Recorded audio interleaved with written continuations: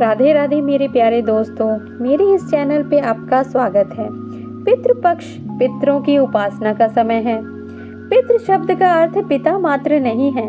संस्कृत में इसका उपयोग सभी पूर्वजों के लिए किया जाता है। हम जो हैं, जैसे हैं और हम में जो होने की क्षमता है, उसमें हमारे पूर्वजों का बड़ा योगदान है। ये एक ऐसी निरंतरता है जो किसी विशाल प्रवाहित होती नदी की तरह है, जिसके एक सिरे पर हम हैं और हमारे पीछे हमारे पूर्वजों की विस्तृत श्रृंखला है। यदि नदी को समझना है तो उसे उसके स्रोत से लेकर अंतिम छोर तक समझना पड़ेगा। केवल एक छोर समझकर नदी को नहीं समझा जा सकता। इसी तरह यदि हम स्वयं को समझना चाहते हैं तो हमें हमारे पूर्वजों को समझना पड़ेगा, उन्हें जानना पड़ेगा और उनकी उपासना करनी होगी।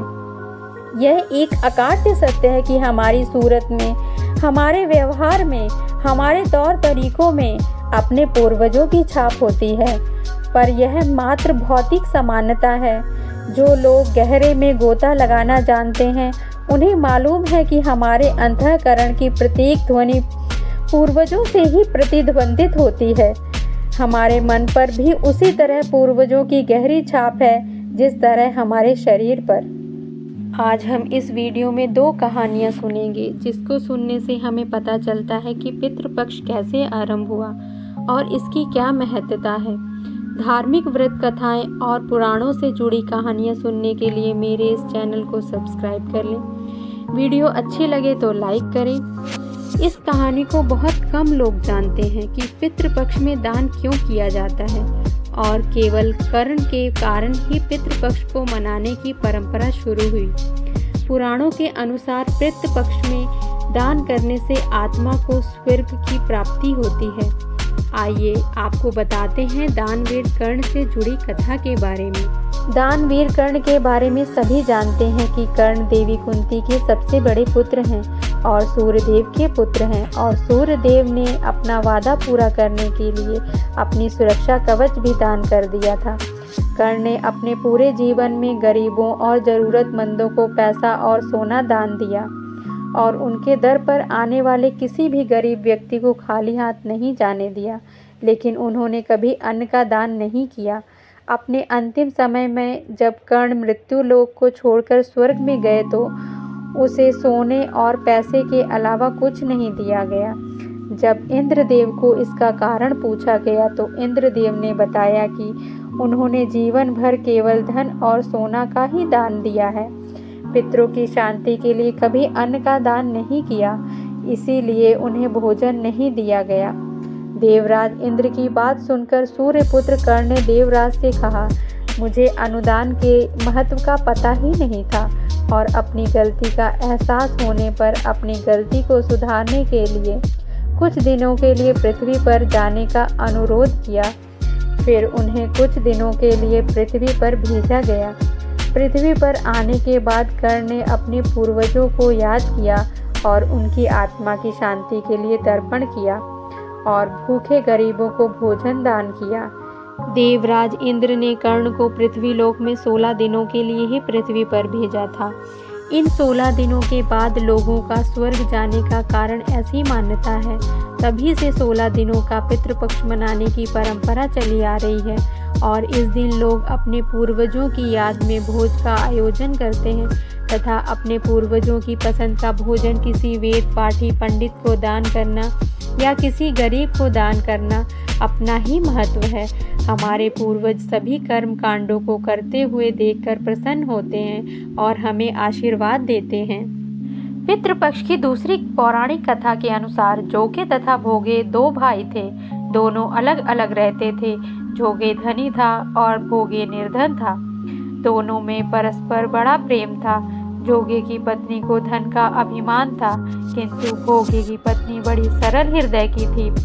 पितृपक्ष आने पर जोगे की पत्नी ने उससे पितरों का श्राद्ध करने के लिए कहा तो जोगे इससे व्यर्थ का कार्य समझकर टालने की चेष्टा करने लगा, किंतु उसकी पत्नी समझती थी कि यदि ऐसा नहीं करेंगे तो लोग बातें बनाएंगे।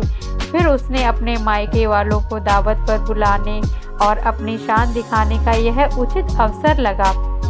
अंततः वह बोली, आप शायद मेरी परेशानी की वजह से ऐसा कह रहे हैं, किंतु इसमें मुझे कोई परेशानी नहीं होगी।